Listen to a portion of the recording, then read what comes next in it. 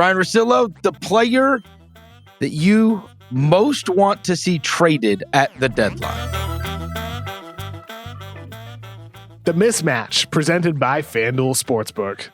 I did kind of want to see Westbrook traded for John Wall again. Of course. Because it's just... Yeah. No, we just keep doing it every couple of years. Vernon started that. What's that?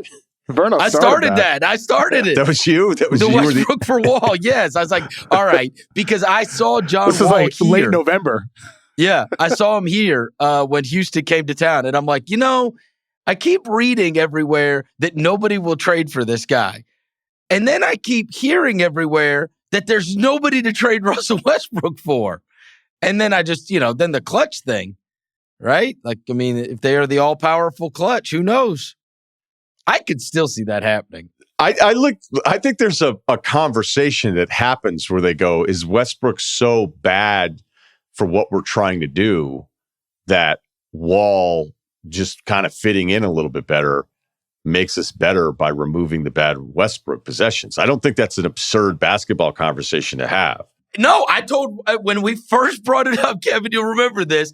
You said, well, Wall is not as good as Westbrook. And I said, and that's exactly what they need. Somebody not as good as Westbrook. That's the point of making the trade. The point of making the trade is that he's worse. You would have to give up something, actually, to trade for the guy who's making $40 million who doesn't play. Think about that. I think you'd have to give us, because if you're Houston, which I think is part of the reason why Wall is also not playing, which it makes it even harder to trade Wall if there were any other landing spot for him, is I don't think they want Wall getting in the way of what they're trying to do with so many of their young perimeter players. And if you bring in Westbrook, I don't think Westbrook will ever be basketball happy again until he's with a bad team where he can just do whatever he wants and put up numbers, and then he's not in the focus of a major city like LA. So anyway, all right, let's get to real ones. I wish there was a way to get Jerami Grant to the Bulls. I don't think that's going to happen. They desperately need a bigger perimeter player to be taken seriously against some of the big boys, despite Milwaukee's disappointment here. And it's not like there's always somebody to guard Giannis or Durant, but Brooklyn and Milwaukee can kind of throw some size at each other. Cleveland can actually size up with some teams. And when you're, granted, Patrick Williams being hurt, but that's still a lot to ask of a guy that hasn't really gotten his NBA career even going yet. But I don't think there's much there. And Detroit just may look at it as like, we wouldn't mind extending Grant beyond a contract at the time that I was kind of surprised by. But when you gave Grant more opportunities, he's even a better offensive player than I probably ever thought he was in Denver, because sometimes in Denver he would completely disappear. And I wouldn't call him a lockdown guy, but just some kind of size, because Chicago 8-8 this month. They've slipped, I think, to a 25th defensive. Just on the month, their defensive numbers have been terrible. I think Vooch is getting exposed a little bit more. So even though I love the Chicago story, I kind of worry about them hanging with the elites in the East. And I think that's a massive disadvantage for them. Maybe Sabonis somewhere.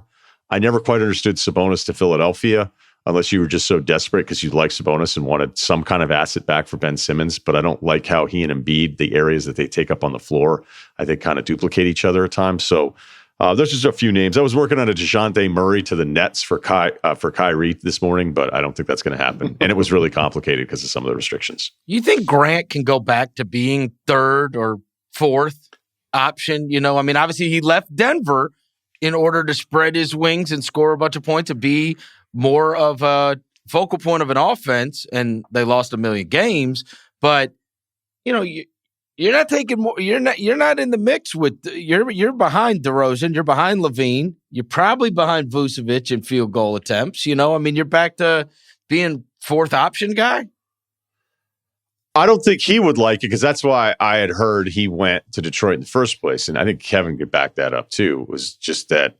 All right, you guys are on me. I always felt like with Grant, he's this big guy. He'd been on a bunch of different teams, so that's always a bit of a flag for me. And then he would have games where you get like 0 rebounds in 30-something minutes. I'd be like, how is that even possible?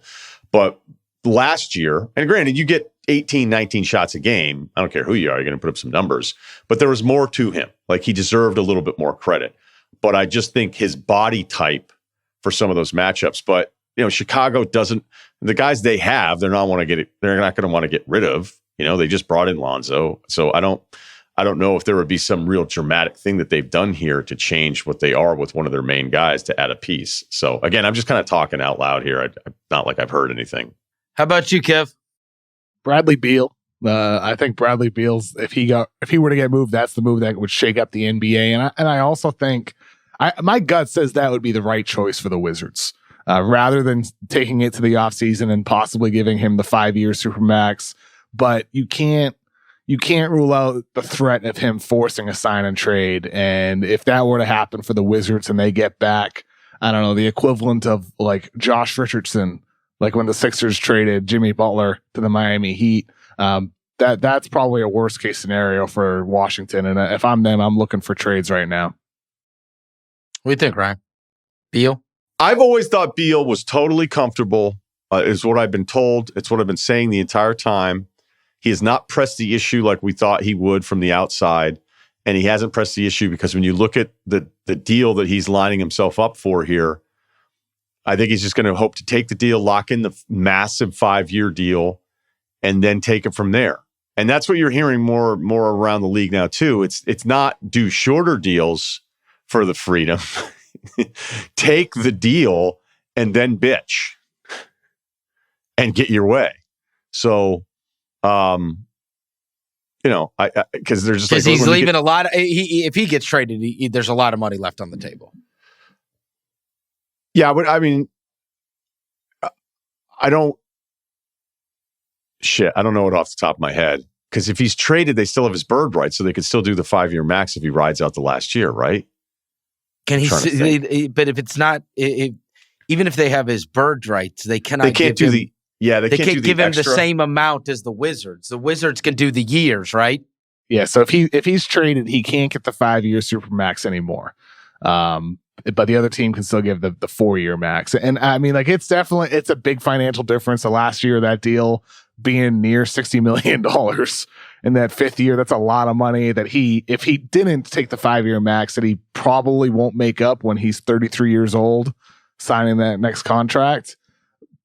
But just you hear so much. You're right, Ryan. There's so much out there about Beal's not making any noise. He's probably going to sign that 5-year supermax. He's happy there. And then they'll reevaluate a couple years into that contract. There's so much of that.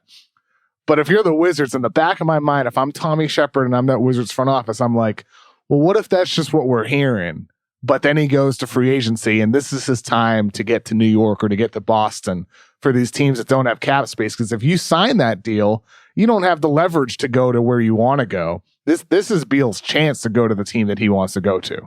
And I don't know, I just see that as a possibility that's not being discussed enough, despite everything that's being heard behind the scenes, because it's a real threat. He could just decide to force his way to a team in a sign and trade. He'll have that ability. Right. And I know Windhorst, just because I'm trying to pick it all up here, Windhorst was saying that he's not going to sign the extension. So that was last week. But that's the 4-year. Yes. That's at 181. All right. So if he rides it out, which apparently, when I was asked about him, or we were just talking about stuff, it's like, you know what? He's actually just kind of cool with his setup. Like he's cool. But then what was it? A couple of weeks ago, there was a report saying that he's kind of like warning the franchise. So sometimes I think the guys just like to be, hey, I'm the best player. I'm going to get the max, but I'm just going to say stuff that makes it even more difficult. I think that's probably like, hey, you better trade a bunch of people, Tommy, because this team stinks. We're Maybe not going it's anywhere. Dinwiddie stuff. Yeah, probably. Right?